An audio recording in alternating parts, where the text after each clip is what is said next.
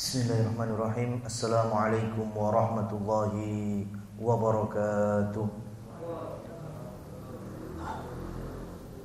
Innal hamdalillah nahmaduhu wa nasta'inuhu wa nastaghfiruh wa natubu ilaihi wa na'udzu billahi min shururi anfusina wa sayyiati a'malina. Man yahdihillahu fala mudilla lahu wa man yudlil falan tajida lahu waliyyan mursyida.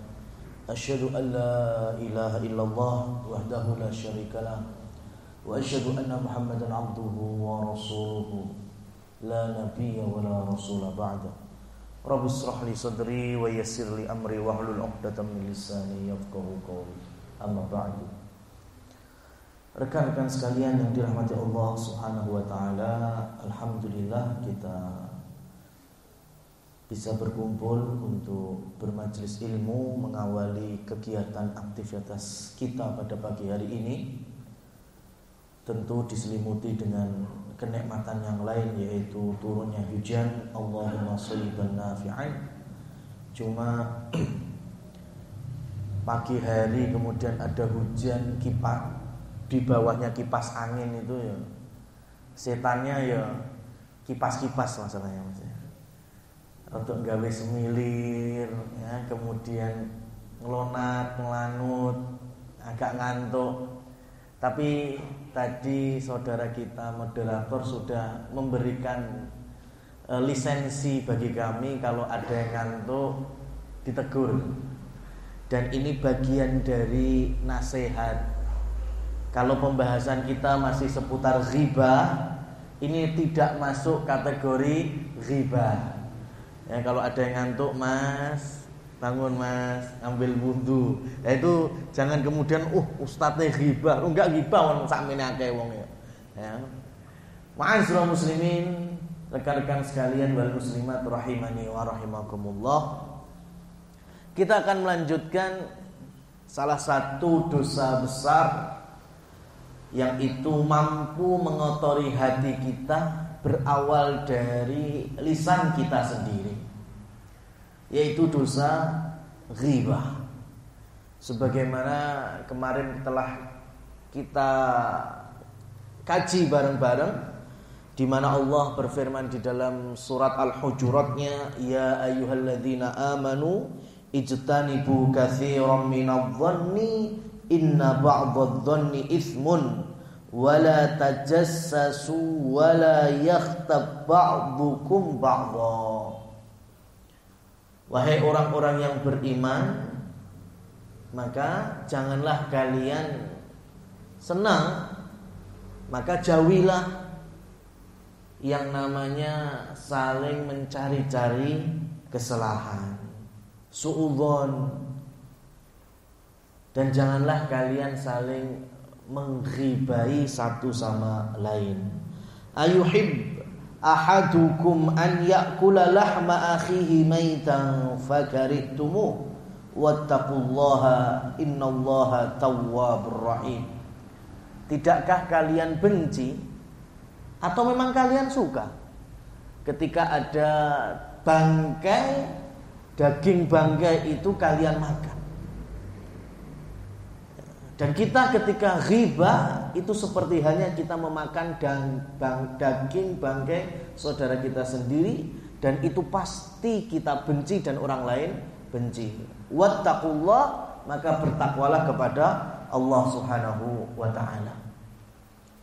Nah, ini yang kita bahas pada Selasa pekan lalu, yaitu bagaimana kita menyebut keburukan orang lain, orang yang enggak ada, meskipun keburukannya memang fakta dan realita. Itu yang disebut dengan ghibah. Tapi kalau ternyata orang yang kita cap buruk, kemudian kita sebar ke orang lain, tidak sesuai fakta dan realitanya, itulah yang disebut dengan buhtan, atau dalam bahasa kita yaitu fitnah. Ini juga tidak kalah besar dosanya. Kalaupun kita tidak punya bukti, tidak tahu aslinya, hanya karena katanya dan katanya, itu pun sudah masuk ke dalam kategori dosa ifkun, dan itu juga bagian dari ghibah. Nah, rekan-rekan sekalian yang dirahmati Allah Subhanahu wa taala, tidak semua ghibah itu haram. Bukan berarti kemudian kita bermudahan-mudahan dengan itu, enggak. Ya, karena Islam memiliki maslahat yang besar, di mana maslahat itu harus dibangun dengan realita dan fakta yang ada.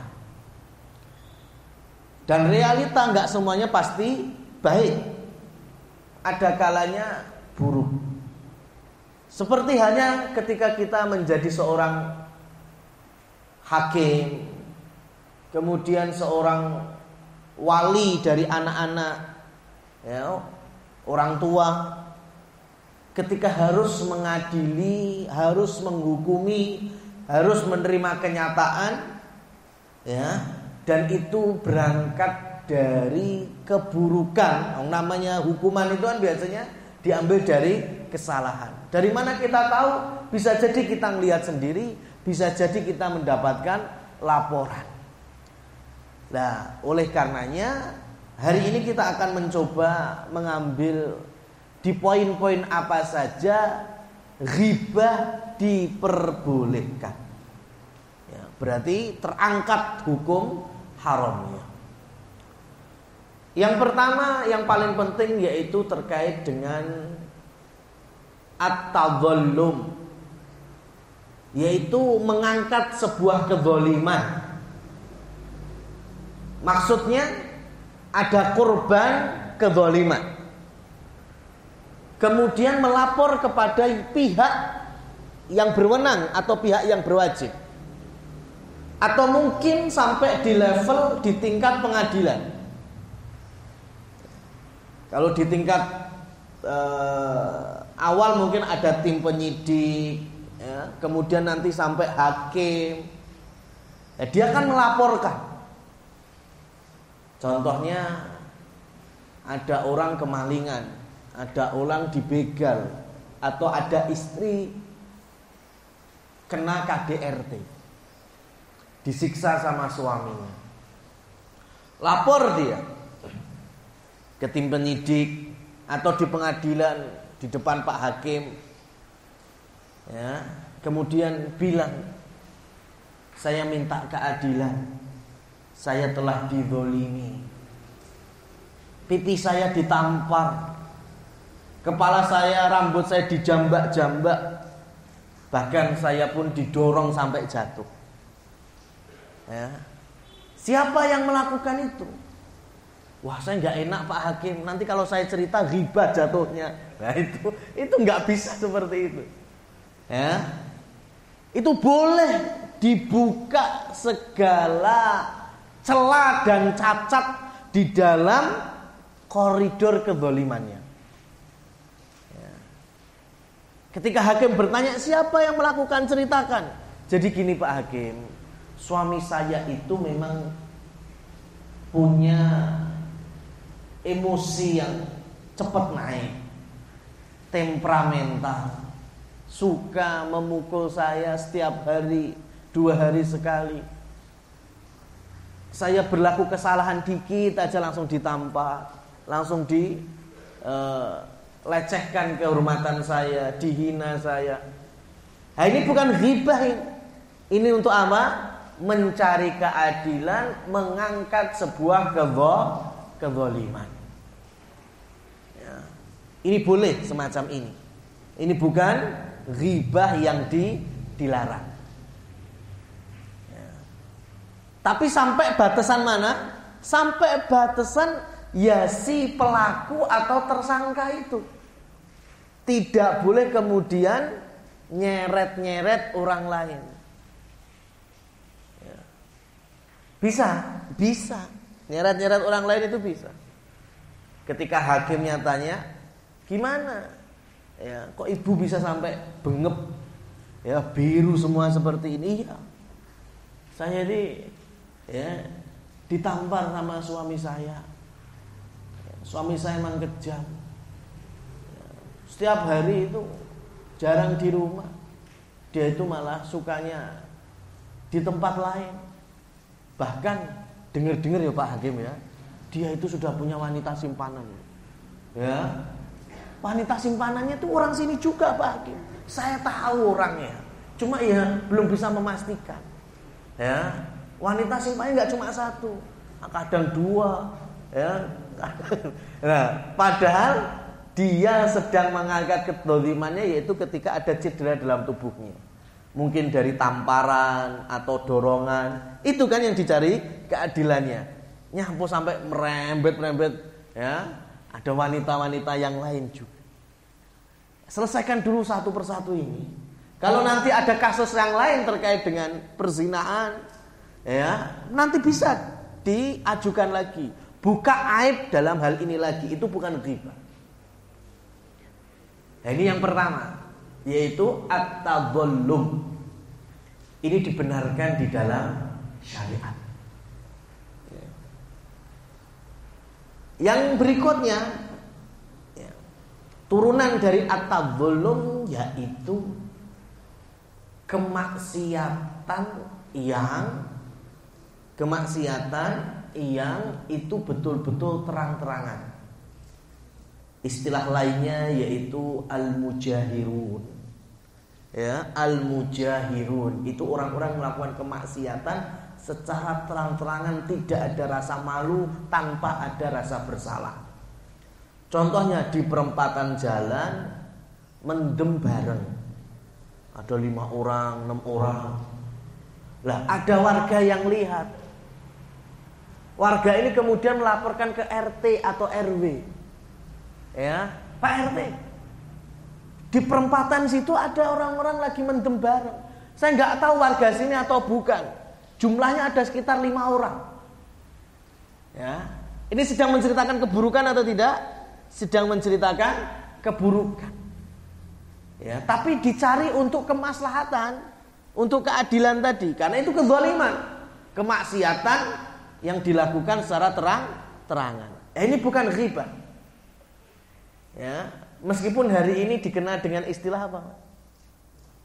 Apa? Wong sing nglapor nih. Cepu, nah, itu bahasa hari ini kan cepu nih ya, cepunya. Tapi ini tidak apa-apa. Untuk mencari apa? Untuk mencari keadilan dan mengangkat sebuah kezaliman. Makanya lapornya ke siapa? Ke pihak yang terkait, Pak RT, Pak RW, kepala desa. Jangan orang yang nggak punya power dalam hal ini cerita cuma ke tetangganya aja. Ngerti orang yang perabat kan kayak enek wong mendem akeh jan wi bendina kaya ngono. Kaya urip iki suwi-suwi wae. Itu namanya jatuhnya ghibah. Kenapa? Karena nggak ada power orang ini, mau ngerubah ya nggak bisa. Ya, itu betul jatuhnya ghibah. Kalau tadi diajukan kepada pihak yang berwenang, itu bukan ghibah. Karena memang untuk mengangkat kezaliman. Pak RT punya power, Pak Lurah punya power. Bisa saja nanti datang langsung atau perintah kepada linmasnya supaya membubarkan ya, parti-parti minuman memabukkan itu. Terangkatkan kezalimannya. Nah ini yang nomor 2, yaitu ketika ada kemaksiatan yang terang-terangan. Ya. Kalau di suatu wilayah ada beberapa bedeng-bedeng ya, yang itu sudah menjadi rahasia umum, tempat pelacuran atau rumah bordil ya, karena sudah kelihatan yang masuk, yang keluar ya, mengarah ke sana, maka lapor ke pihak yang berwenang, nggak masalah. Ini bukan ghibah. Yang ghibah itu atau bahkan fitnah ketika ada 2 manusia laki dan perempuan misalnya masuk ke hotel. Hotel itu secara zahirnya tempat pelacuran atau tempat penginapan? Penginapan. Ya, tempat penginapan. Kemudian karena kita sudah jengkel dulu sama orang itu, Umpamanya kita benci sama orang si A. Lah kemudian kita tahu si A itu membawa perempuan ke dalam hotel. Yang dia tahu itu perempuan asing. Wah, ini kesempatan. Ini kesempatan. Akhirnya lapor. Ya, saya melihat ada 2 anak manusia sedang berzina. Di mana? Di hotel itu. Ya, lah ini nggak boleh. Dalam kasus ini nggak boleh. Beda, bisa bedakan ya. Tadi rumah atau kamar yang itu sudah menjadi bahasa kita lokalisasi. Dengan ini orang masuk hotel berdua. Beda kan kasusnya? Beda. Ya, kalau yang di hotel tadi kita nggak boleh langsung menjustis kalau mereka berzina. Karena modelnya person itu harus ada saksi. Saksinya itu kalau laki-laki dalam perzinahan itu 4. Kalau perempuan double berarti 8. Ya, saksinya 4. 4 itu waras semua. Enggak boleh enek sitok sing gendeng. Ya, enggak bisa kita laporan sendirian ke polsek. Saya melihat ada potensi perzinahan di sana. Ya, di dalam Islam kalau cuma 1 orang yang melapor tidak diterima. Ya, 2 orang tidak diterima, 3 orang tidak diterima, sampai 4 orang. Itu pun harus akil, waras. Gak boleh dah ketemu 3 orang, ayo kita lapor polsek yuk. Ya, kemudian ada orang rodok gendeng, dijak wis sisan. Ya, nggak bisa. Harus semuanya berakal. Kalau udah ketemu 4 orang berakal, masuk kriteria berikutnya, 4-4-nya harus baik agamanya. Tambah lagi susah gitu. Ya, harus baik agamanya. Maksudnya apa? 4-4-nya itu melakukan kewajiban yang telah disyariatkan. Contohnya yo ahli sholat, puasa Ramadan yang 4-4-nya itu puasa Ramadan. Atau mungkin termasuk ahli masjid, datang di awal waktu. Lah itu kalau 4-4-nya seperti itu baru nantinya masuk kategori yang terakhir. 4-4-nya harus melihat cetha welo-welo ibarat pulpen lebu mangsi. Luwih susah lagi gitu. Ya, ini bahasanya Umar bin Khattab ketika menerangkan. Ya, ibarat batang celak zaman dulu itu Pak ya. Itu ada kayak botolnya, kemudian kayak ada batangnya. Atau mungkin rekan-rekan yang dulu pernah mengalami apa itu yang biasanya untuk ganti tulisan itu apa? Dirubah itu putih warnanya itu. Tip X. Ya, mungkin ada rekan-rekan yang mengalami tip X itu dulu itu modelnya enek kaya serabute itu dibuka, dicelupne terus lagi bukan pencetan gini, itu anak zaman sekarang udah pencetan ya. Dulu itu kayak gitu. Jadi modelnya itu ya ada batangnya, kemudian nanti ada kayak sikat-sikatnya itu dicelupne baru kemudian untuk menghapus. Lah kalau 4 orang ini melihat perzinahan itu ibarat tadi batang celak masuk kepada botol celaknya, lah itu baru terhukumi mereka telah menyaksikan perzinahan. Kalau enggak, mereka jatuh ke dalam persaksian palsu. Riba jatuhnya. Kenapa sejauh ini? Karena Islam itu sangat menghormati pemulungnya. Enggak boleh kita saling asal-asalan menuduh. Ya. Saling asal-asalan menuduh, oh kamu telah melakukan perzinahan. Ya, saya punya bukti. Apa buktinya? CCTV. Di dalam Islam CCTV tidak dipakai. Ya, CCTV tidak dipakai. Kenapa? CCTV gawean menungso. Tapi kalau mata itu gawean Allah Subhanahu wa taala. Kalau mata ini yang berbohong melalui lisannya, itu urusannya nanti di akhirat. Kalau dia melihat kenyataannya tapi persaksiannya berkebalikan, itu nanti urusannya dengan Allah Subhanahu wa taala. Nah, ini perbedaannya. Jadi kalau di tempat sesuatu yang itu memang sudah buruk, tempat maksiat, kemudian kita tersangka, ya otomatis nggak bisa terlepas. Kalau di dalam istilah fikih jinayat itu sebutnya tuhmah. Contohnya gini, Mas. Sampean lihat saya masuk bioskop. Ya. Saya masuk bioskop, masuk gedung bioskopnya. Kemudian pas keluar, sampean tanya, "Ustaz, tadi habis nonton film apa?" Saya nggak nonton film. Saya cuma beli popcorn sama es krim. Ya kan? Tapi saya nggak bisa nyalahkan sampean ketika bertanya seperti itu. Kenapa? Karena memang saya masuk mana? Masuk wilayah bioskop. Yang otomatis orang itu pasti, ya, penilaian pertamanya saya nonton film. Padahal enggak. Saya cuma beli popcornnya, di luar yang kan berarti sama es krimnya. Tapi saya mesti dapat tuhmah. Tuhmah itu apa? Dakwaan atau sangkaan. Yo karena saya masuknya situ. Ya. Maka kenapa dakwah itu terbaik di mana? Di masjid. Untuk siapa saja, supaya membuka keberkahan.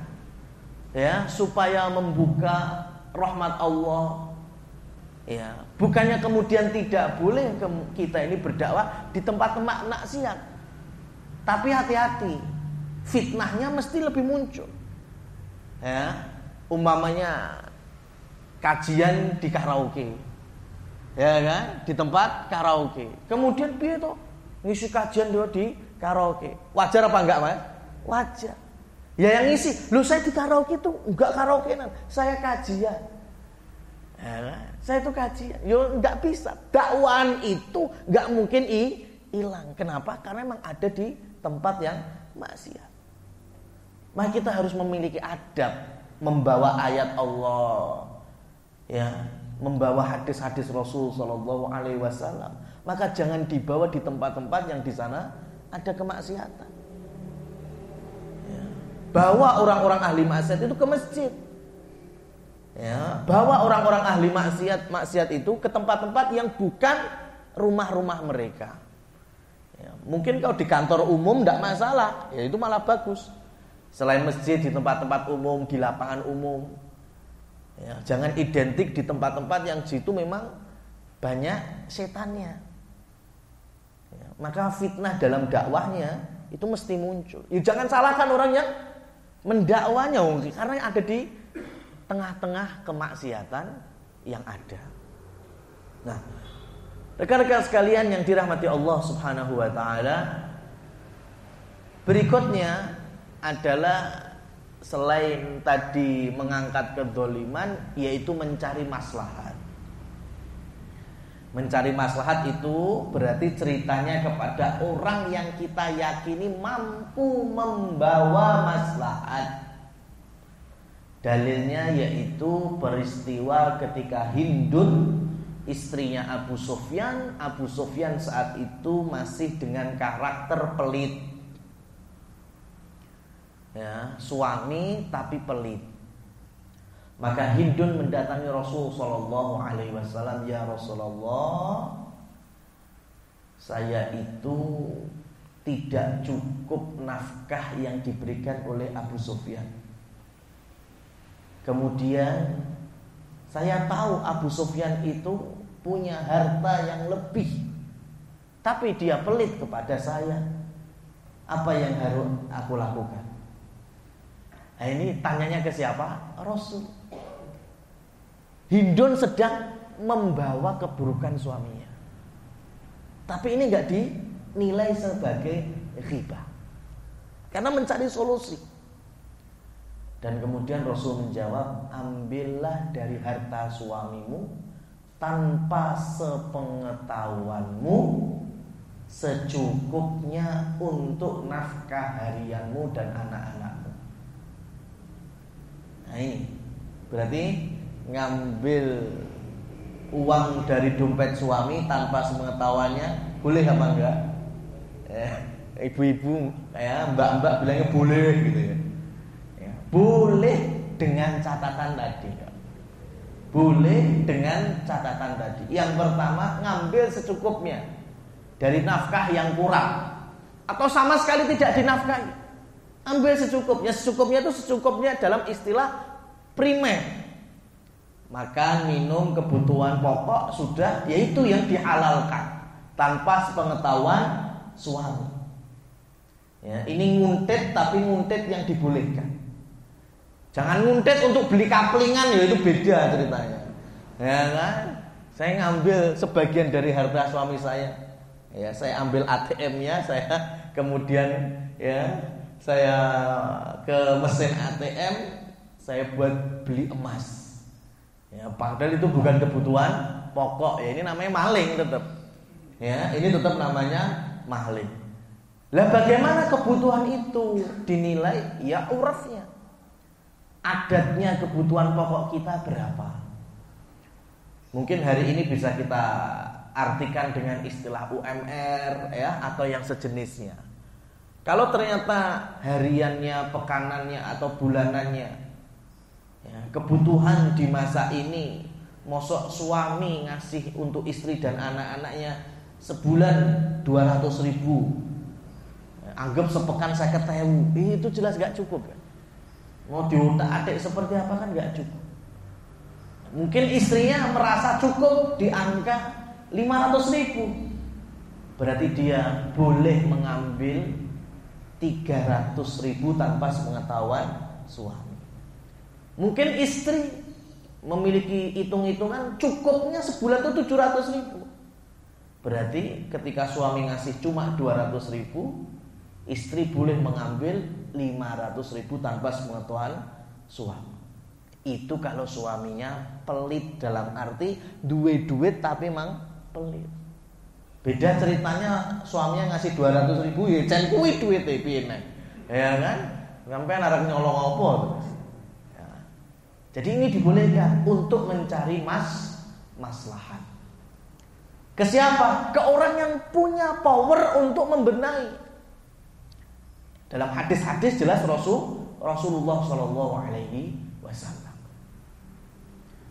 ketika beliau bahkan mengambil cacatnya para sahabat. Ketika ada seorang perempuan bilang ke Rasul, ya Rasulullah, saya ini didatangi 2 laki-laki, cuma waktunya berbeda, dua-duanya itu ngelamar saya. Satu namanya Abu Jaham, satu namanya Muawiyah bin Abi Sufyan. Kemudian minta pendapat Rasulullah. Rasul kemudian menerangkan, amma Muawiyah fa innahu sa'luk. Kalau Muawiyah saya enggak setuju. Kamu dilamar sama Muawiyah, saya tidak setuju. Kenapa? Fa innahu sa'luk la malalahu. Karena Muawiyah itu orang yang sangat miskin, enggak punya duit, melarat. Kamu nanti hidup seperti apa terus? Bayangkan nih, Rasul sampai ngambil cacatnya Muawiyah saat itu.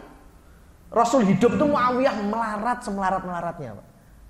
Tapi nanti Rasul wafat, mulai kaya sampai menjadi khalifah Bani Umayyah, sugih ra ukur-ukur. Tapi di zaman Rasul beliau masih miskin. Rasul memberikan keburukan Muawiyah untuk siapa? Untuk maslahat perempuan tadi yang dilamar katanya. Ini bukan ghibah namanya, karena untuk mencari maslahat atau kepentingan yang besar di balik itu semuanya. Adapun Abu Jaham, jangan juga, kenapa? Karena Abu Jaham itu dia itu ringan tangan dalam artian suka mukul. Ini kan aib, tapi Rasul buka. Ya, Rasul buka untuk diceritakan kepada perempuan yang dilamar oleh Abu Jahal. Kalau kamu memang mau nikah, saya punya calon. Nikahlah dengan Usamah bin Zaid. Akhirnya perempuan tadi milik dari pilihannya Rasulullah Shallallahu Alaihi Wasallam. Lah ini yang terjadi terkadang kepada kami pribadi. Ada orang yang datang, Ustaz, saya ini punya putri, ya, dan sudah siap untuk nikah dan kami pun juga siap untuk mantu. Ya. Biyen awal-awal ini saya yang deg-degan loh, Mas. Ya kan? Biyen awal-awal saya yang deg-degan, ya rodok GR ngono iki. Engko jojo aku malah. Ternyata ndak, Ustaz kan punya banyak murid. Oh, ternyata muridku. Alhamdulillah, tenang. Ya, tenang. Lah kemudian ada beberapa yang sudah menyebut nama dari sebagian murid saya itu. Nah, otomatis saya harus mendeskripsikan murid saya itu ibarat anak saya sendiri. Oh, kalau yang ini setahu saya memang punya kelebihan ini, tapi juga ada kekurangan ini dan ini. Nah, ini boleh untuk kita sebutkan. Kenapa? Karena ini dalam permasalahan besar, ya, yaitu dalam rangka menuju kepada jenjang pernikahan. Ini nggak apa-apa, meskipun punya aib disebutkan nggak masalah. Ya. Kalaupun tidak disebutkan juga nggak apa-apa. Cuma takutnya nanti ketika merasa sudah nikah ternyata keburukannya baru muncul. Sing disalahne akhirnya mak comblangi, atau salah satunya ya sayanya lho Ustaz, kok nggak bilang ternyata aslinya punya sifat seperti ini, seperti itu. Dan ujung-ujungnya perceraian. Ya ini yang tidak dimaui oleh syariat. Jadi untuk maslahat apapun, ya, itu dibolehkan kita mengumbar dalam arti positif aib seseorang di depan orang yang amanah dan punya power untuk memberikan maslahat. Artinya jangan asal curhat ke tetangga, ke teman yang sama sekali sebetulnya itu nggak punya pengaruh untuk merubah. Dan perlu diyakini bahwa tidak semua teman kita ini bisa memberikan solusi. Tapi kebanyakan dari mereka hanya penasaran dengan cerita kita. Ya, tahu nggak? Ya, saya punya cerita. Ya, kemarin itu suami saya gini. Istri saya gini. Nah, ini konco sing diceritakne atau teman curhatnya, padahal itu nggak punya solusi. Ya kok ngurungokne tok akhirnya punya bahan. Ya, bahkan menjadi orang yang hampir semua circle-nya itu dia tahu ceritanya. Jadi kalau ada obrolan, ada tongkrongan, pembicaraan, kemudian dia langsung ora ngono ceritane. Wong dheweke lho wis cerita langsung mbek aku. Aku lho roh, ya kan? Itu gak bahas solusi itu. Itu nyulut geni kalau itu. Ya, itu bisa menyulutkan api yang lebih besar. Enggak membawa solusi. Ya, silahkan datang kepada siapa saja yang punya power. Kalau hubungan rumah tangga, ya bisa kepada orang tua atau yang dituakan, atau tokoh yang bisa membantu untuk menyelesaikan masalah ini. Bahkan sebetulnya kalaupun harus tanya ke orang lain, ya, kalau bisa di-skip namanya itu malah baik. Contohnya mencari bukan keadilan sampai istilah perdata dan pidana, ya.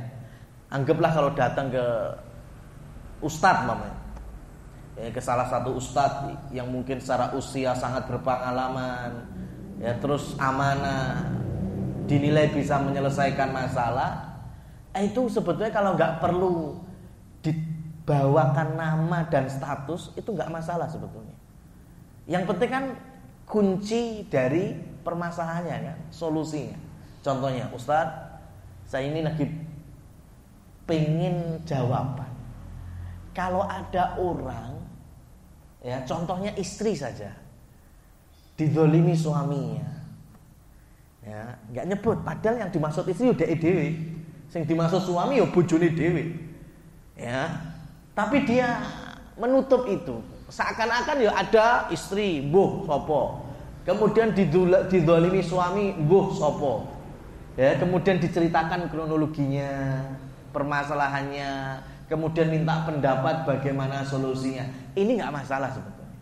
Ini jauh bisa lebih menutup perpecahan, ya, dan tidak membuka aib. Meskipun kalau dibuka jujur pun itu bukan bagian dari ghibah.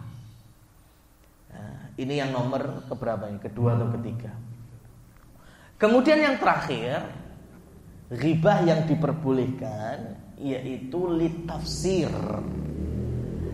untuk menerangkan dan menjelaskan seseorang. Dalilnya yaitu surat Abasa wa Tawalla. Abasa wa Tawalla an ja'ahul a'ma. Saat itu peristiwa turunnya surat ini, ayat ini, di saat Rasulullah SAW berdakwah di tengah tokoh-tokoh Quraisy, di tengah tokoh-tokoh suku, orang-orang yang punya status, orang yang berharta, itu Rasul berdakwah. Kemudian ada seseorang yang miskin, buta lagi, namanya Abdullah bin Ummi Maktum. Itu juga datang meminta beberapa hikmah dari Rasul Shallallahu Alaihi Wasallam. Tetapi Rasul saat itu tidak gubris, atau bahasa lainnya cuek. Beliau fokus kepada tokoh-tokoh pembesar Quraisy ini yang didakwai. Maka Allah menegur Nabi, Abasa wa Tawalla, wajahmu tidak mau menoleh ke siapa? Ke Abdullah bin Ummi Maktum tadi. Anja'ahul a'ma, ketika Abdullah bin Ummi Maktum, laki-laki yang beriman, miskin dan buta matanya. Allah sedang mendeskripsikan siapa? Abdullah bin Ummi Maktum yang lebih suka mencari keridhoannya, mengambil ilmu dari Rasul. Tapi saat itu Rasul lebih fokus ke orang-orang yang berduit. Ya, karena Rasul punya kaidah kalau tokoh sukunya bisa masuk Islam, maka nanti anak-anak sukunya mesti mau masuk Islam. Tapi Allah menegur beliau, enggak, ini saja. Tokoh-tokoh ini mesti kafir terus. Ya, sudah susah kandanannya. Maka berpalinglah engkau untuk bisa menjawab, ya, pertanyaan-pertanyaannya si buta tadi, yaitu Abdullah bin Ummi Maktum. Lah, Allah menyebut buta ini bukan ghibah, ini bukan melecehkan, ini untuk menjelaskan.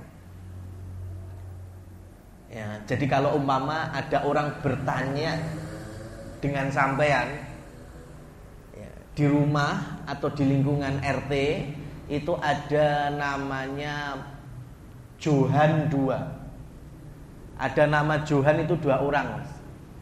Ya. Yang satu Johan, ya, siapa? Oh, antum nggak hafal. Yang satu Johan siapa? Ya sampean nggak hafal. Taunya namanya Johan. Lah terus ada orang tanya, Pak Nun Sewu, saya mau tanya, rumahnya Pak Johan itu yang mana? Bingung toh sampean? Lah Johan siapa? Pokoknya Pak Johan kampung sini. Nah, ora ketemu kan iki akhirnya. Maka dengan mendeskripsikan sesuatu yang itu mungkin keburukan, itu bukan ghibah. Contohnya Johan yang satu pincang, ya, Johan yang kedua apa mas mamanya, matanya buta sebelah.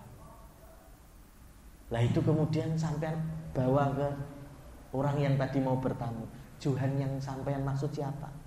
Pak Johan pincang atau Pak Johan yang matanya buta sebelah? Itu tidak apa-apa. Tapi dengan niat tadi untuk mentafsir, menjelaskan, menerangkan. Ya. Bukan kemudian dijadikan sapaan bulian, itu beda. Itu menghina jatuhnya. Atau memang sengaja itu menjadi alat untuk ghibah, ya jatuhnya ghibah. Ya. Dan ini terjadi di antara para ulama. Ulama itu yang namanya Abdullah banyak, Yang namanya Abdurrahman juga banyak. Ya, yang namanya para nabi, nama-nama para nabi juga banyak. Makanya ada ulama yang kemudian kita kenal dengan istilah a'raj, pincang. Ya emang ulama ini pincang kakinya. Tapi ternyata kepincangan itu tidak merubah kemuliaannya menjadi seorang ulama. Ada tabi'in namanya A'mash. A'mash itu gelar sebetulnya karena beliau memang rabun ayam. Kalau sore udah gak bisa ngelihat. Namanya Sulaiman aslinya, tapi kan Sulaiman buaya. Kemudian sampai hari ini kita kenalnya dengan Imam Al-A'mash, Imam Rabun. Ini bukan ghibah, ini mendeskripsikan bahasanya yang dimaksud A'mash yo tabi'in yang bernama Sulaiman itu. Kita memiliki hakim yang adil sekali, namanya Hisam. Ya, Hisam itu artinya tuli. Ya, hakim aslinya namanya itu hakim. Ya, tapi dikenal dengan qadhi atau hakim yang tuli. Kenapa? Ya itu gelarnya. Ya, dan itu bukan kemudian menjadi seseorang yang betul-betul tuli cacat gitu, enggak. Ini kita enggak ghibah dalam hal ini. Ya, maka secara urutannya tadi, ketika kita membuka aib seseorang dalam rangka mencari keadilan, menjatuhkan kezaliman, ya, kemudian mencari maslahat, mencari kebaikan, ya, kemudian menutup madharat yang lebih besar dengan madharat yang lebih kecil, itu juga bukan ghibah. Ya, dan yang terakhir tadi ketika kita menerangkan sosok fisik orang atau person per person, meskipun itu dinilai suatu kekurangan, tapi itu bukan ghibah. Nah, rekan-rekan sekalian yang dirahmati Allah Subhanahu wa taala, ada satu yang belum tak kasih contoh, yaitu membuka aib, tapi ini bukan ghibah, untuk menutup sebuah kezaliman besar dengan membuka aib seseorang ini. Ya, yang itu bagian dari kezaliman tapi yang lebih kecil. Contohnya adalah, saya ngasih contoh ini kotak amal masjid aja lah. Kan ada takmirnya, ada bendahara. Kita tahu masjid ini jamaahnya semakin banyak. Kaum muslimin yang kemudian kita ini lihat orang masukkan sedekahnya, infaknya ke kotak amal banyak. Tapi kemudian kita kok setiap pekan laporan dari bendahara masjid, kotak amal 2 juta, kotak amal 2 juta. Dan kita yang melihat setiap hari di sini kayaknya nggak mungkin. Pertama mau sok sedekah iso flat 2 juta terus gitu. Ya kan? Ini mesti ada sesuatu. Kemudian minta kepada bendahara, ayo dibuka bareng-bareng. Ya, ayo dibuka bareng-bareng. Lah ini entah itu bendaharanya atau kaum muslimin, itu nggak boleh kemudian dengan alasan kamu seudon sama saya, kamu nuduh saya ya. Nggak bisa, karena ini maslahat, ini duit umat.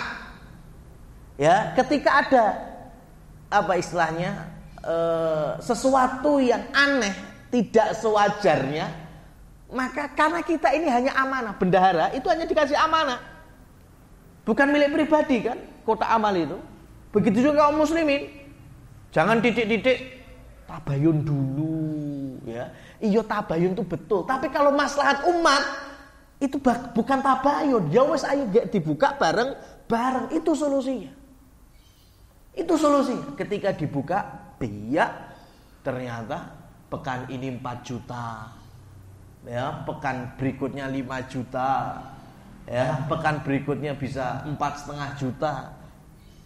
Ya kita tinggal bilang ke bendahara, yuk sampean jemah laporan 2 juta terus, ini berarti sisanya kemana? Itu bisa kita menyangka, dan itu bukan ghibah, bukan ghibah itu. Karena ini sedang membawa maslahat umat. Ya, maslahat umat. Bisa dipahami ya? Karena itu harta bukan harta milik bendahara, bukan milik takmir. Itu milik kaum muslimin. Jadi ketika kita merasa ada keanehan, silakan. Solusinya cuma buka bareng-bareng. Kalau ternyata tidak ada masalah ya sudah. Berarti orang ini selaku bendahara tetap mulia dia. Bisa amanah. Tapi kalau enggak, dia harus bertaubat, dan cara bertaubatnya harus seluruh kaum muslimin tahu kalau dia nguntit duit kotak amal. Enggak cuma tobat kepada Allah, aku tak tobat. Enggak bisa, Mas. Wong kalian nguntit duit umat atau tobatnya meneng-meneng. Tobatnya harus bilang di atas mimbar atau di tengah-tengah kaum muslimin, mohon maaf saya khilaf, setan sedang memenangkan hawa nafsu saya, sehingga beberapa bulan ini saya gunakan sebagian dari kotak amal untuk kepentingan pribadi saya. Ya, itu baru gentle, dan itu salah satu tobatnya. Ya. Maka kalau hari ini, mohon maaf ya, bukan kemudian saya terlalu komentar ngikuti ya berita-berita, enggak. Tapi ini karena membawa ada keumatan. Ada seseorang yang mungkin memiliki basic yodai, dicap sebagai tokoh kaum muslimin, kemudian memiliki cacat hari ini, yaitu dengan menggelapkan beberapa dana kaum muslimin, ya, beberapa dana kaum muslimin, dan itu menyebar seluruh nasional ini kan. Maka kemudian sebagian kaum muslimin berujar, sudahlah, kita ini hormati ustadz, hormati dai, ya kan? Nggak bisa kalau dana umat nggak kayak gitu, ya harus dibuka. Kenapa? Karena ini dana umat, ya harus dibuka. Nggak masalah itu, bukan ghibah, bukan aib. Tabayun dulu secara pribadi ke ustadznya, nggak iso tabayun gila duitnya, ya person per person, ya cuma satu-satu, atau antara adik ke kakaknya. Nah ini umat banyak, kaum muslimin secara umum. Ya, maka tabayunnya nggak pas malah. Yang paling bagus ya sudah bawa ke pengadilan, atau mungkin buka secara transparan dana yang dikumpulkan selama ini. Kalau memang pakai sistem perbankan, ya dibuka rekeningnya, ya dibuka nomor-nomor yang terkait dengan masuk dan keluarnya uang umat itu. Itu bagian dari penegakan. Dan ini bukan ghibah, bukan untuk mencederai satu orang karena dinilai tokoh umpamanya, nggak bisa. Ya. Karena maslahat besar itu lebih diutamakan hanya dibandingkan mungkin keburukan, tapi itu lebih kecil. Ini yang terkait dengan bolehnya kita ghibah. Ya, mungkin masih ada waktu, ya kita buka tanya jawab di antara rekan sekalian. Monggo yang mau bertanya. Ada atau tidak? Atau ada pertanyaan titipan? Tidak ada. Nggih, monggo.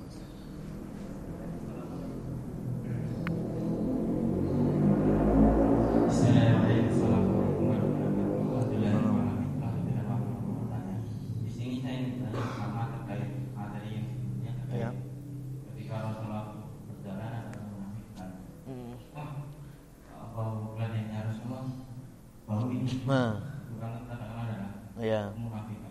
Ini bisa nggak kita tarik di yang masih tiran ketika suara azan dan dikiaskan suara anjing yang menonton. Yang kedua adalah setan itu masuk di dalam darah manusia. Itu materi yang kedua. Sedangkan jantung adalah pemompa darah. Apakah bisa yang disebut kalau bunyinya dan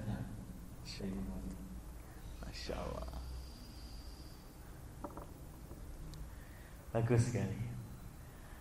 Pertanyaan yang pertama terkait dengan orang munafik yang di zaman Rasul Shallallahu Alaihi Wasallam, mereka memang banyak sekali narasi-narasi yang menjadi sampul untuk kebencian.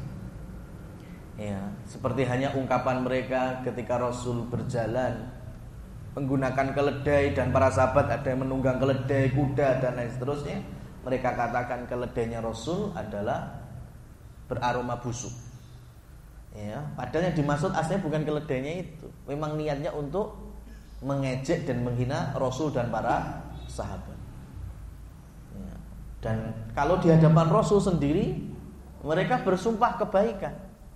Ya, demi Allah, nasyhadu innaka la Rasulullah. Engkau itu betul-betul utusan Allah. Engkau itu betul-betul pemimpin kami. Tapi kata Allah dibalas, innahum lakadzibun. Sungguh mereka orang-orang pendusta.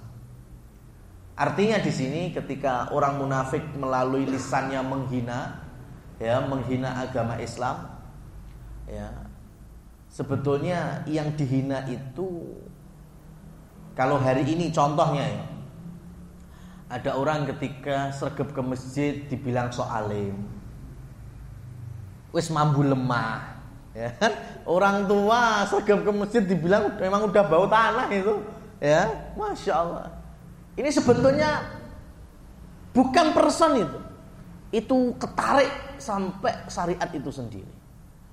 Muslimat yang sudah menutup auratnya dengan baik, ya, dibilang bahasanya, ya itu tadi sok suci. Yang laki-lakinya juga sama, ya, punya kapling surga. Ini semuanya ini hinaan yang sebetulnya bukan person, karena kalau person kita biasa aja. Tapi bawahnya masalahnya itu syariat. Di situ hati-hatinya. Tapi kalau pertanyaannya dikhususkan lebih khusus lagi terkait dengan narasi antara suara azan, ya, dengan suara binatang najis dalam syariat kita, itu saya nggak bisa komen banyak. Pertama gini, apa ya, ungkapan, kalau itu mengungkapan betul niatnya itu menyamakan antara suara azan dengan suara anjing, itu jelas, ya, itu bagian dari suara kemunafikan, ya, bagian dari suara kemunafikan. Tapi kalau mungkin ada khilaf ngomongnya, ya, maksudnya itu bukan azannya sih boleh, ya, azannya sih boleh, tapi mungkin voltasenya, volumenya, atau suara-suara lain selain azan, tapi menggunakan toa masjid dan lain seterusnya, maka saya nggak bisa banyak komentar. Sesuatu yang banyak ambigunya itu saya nggak banyak komentar. Seperti hanya yang lebih viral hari ini, saya naikkan ke status saya, ya, terkait dengan logo halal baru itu, ya. Itu kalau yang nyimpen nomor saya kan sempat baca ya. Saya ini guru kaligrafi, saya itu guru khot, ya. Saya itu tahu basic penulisan Arab, pakai yang model Persia, Diwani, Rek'ah, Naskhi, ya. Termasuk salah satunya yang dipakai hari ini itu pakainya basicnya basic Kufi, kaligrafi Kufi, itu basicnya. Tapi kalau kita mau berseni dalam ilmu khot atau kaligrafi, itu nggak boleh keluar dari basicnya dulu, ya, nggak boleh keluar dari basicnya dulu. Harus sesuai pakem basicnya dulu, baru nanti keindahannya menyusul. Lah, Kufi itu kalau nanti bisa di googling, itu yang dipakai sama halalnya Brunei, itu basic Kufi, ya. Halal Brunei itu seperti itu. Lah, itu basicnya. Kalau mau diperindah, ya, kalau mau diperindah itu jangan sampai ngerubah pakem ini dulu. Nah, seperti hanya yang baru itu ada ha, kemudian lamnya itu kalau pakai pakem basicnya khot kaligrafi Kufi, itu bukan lam panjang tapi rok panjang, ya. Dan lam yang terakhir yang kemudian diseret itu kayak kalau Kufi itu mem dengan seni diwalik. Jadi malah haram kuwacane. Nah, kayak saya bilang gitu kan di status. Ini kalau versi saya yang istilahnya punya basic dan saya berkiprah di dalam pelajaran kaligrafi, ya. Ini khotnya khot Kufi. Ya, tapi ini seninya yang salah. Karena kenapa? Karena kalau ini dibaca bukan halal, tapi haram. Kalau pengen mudah, tolong dihilangkan halal Indonesia bawahnya. Sudah, dihilangkan itu. Tanya ke orang, kira-kira wacono apa-apa. Orang yang sudah mulai bisa baca Arab aja. Tanpa ada halal Indonesia ya. Sampai tutup aja itu semuanya. Sudah. Coba mana yang halal, mana yang haram, banyakan mana. Saya yakin banyakan yang haram bacanya. Karena itu basic sekali. Ya, makanya saya nggak setuju kalau itu dikaitkan dengan khot secara Arabnya, yaitu khot kufi. Tapi kalau sudah diputuskan dan sudah diyakini bahwa itu memang kapak-kapaknya ya halal, maka ahli sunnah wal jamaah tidak suka berpecah dengan pemerintah. Ya, tidak suka kemudian berselisih dengan yang berwenang. Ya sudah, kapan-kapan kita nggak punya power. Ya sudah. Tapi kalau boleh syarat, harusnya dirubah. Ya, harusnya dirubah yang bisa lebih difahami oleh orang secara global. Coba sekarang produk kita ini ekspor sebagiannya. Ya, ketemu main negara mana yang mayoritas itu juga pengen halal. Ada produk kita, ada produk Brunei, ada produk Malaysia. Di Prancis mamanya, masuk mall Prancis. Orang Prancis pengen, taunya masyarakat sini muslimin banyak, pengennya produk halal. Kan mereka nggak susah payah, cuma lihat logonya saja. Ini logo Malaysia halal, bentuknya ini halal. Ya kan? Iki apa lagi? Wah, malah akhirnya sudah nggak jadi kan gimana? Ya, jadi jangan kemudian hanya untuk mencari sebuah seni, kemudian kita menghilangkan pakemnya itu tadi, basicnya itu tadi. Itu yang nggak bisa diterima dalam hal itu. Kalau kita boleh saran. Maka sebagaimana ucapan juga yang dari berwenang bahasanya Islam Indonesia itu nggak bisa disamakan dengan Islam Arab. Ya ini kan harus kita terangkan. Arab kalau dibilang apa semua orang Arab soleh ya enggak. Semua orang Arab kemudian ahli tauhid, ahli ibadah ya enggak.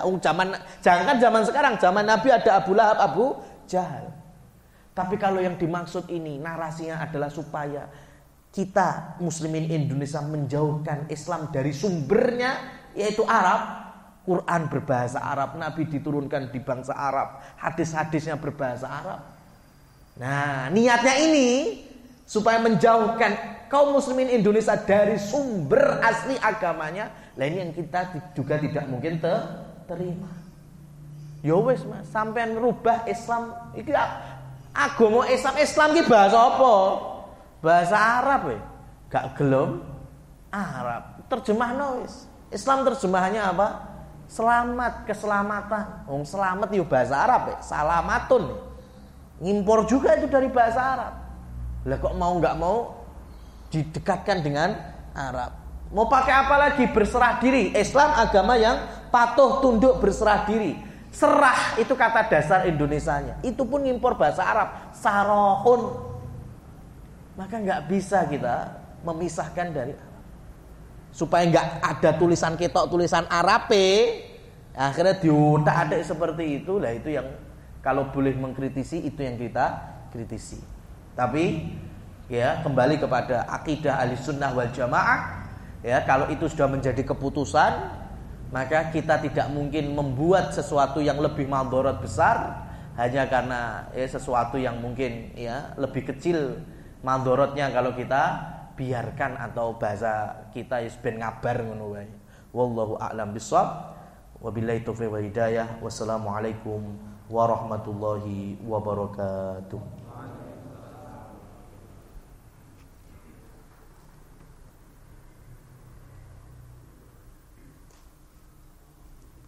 Menjawab